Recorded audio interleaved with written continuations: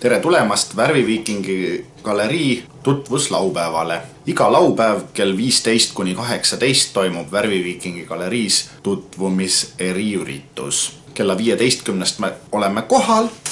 Seltskond jaguneb ära 5 erinevasse galerii saali. Talvehooajal kohe kindlasti. Suvehooajal oleme õues või aias.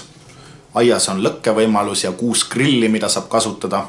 Igaüks saab endale meelepärase snäki ja joogi ise kaasa võtta. Üritus ei ole tasuline.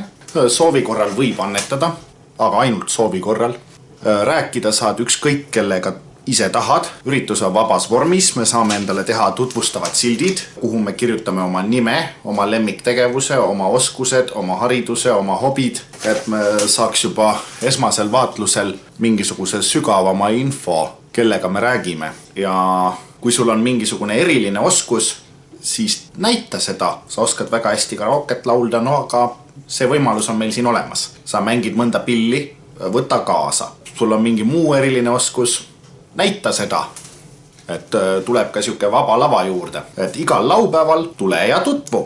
Loo uusi kontakte, kohtu uute inimestega, leia uued sõbrad, leia endale kaaslane ja lõppkokkuvõttes, kui jõuad pulmani, siis saad öelda, et sa leidsid kaaslase Värvi kuninga juures.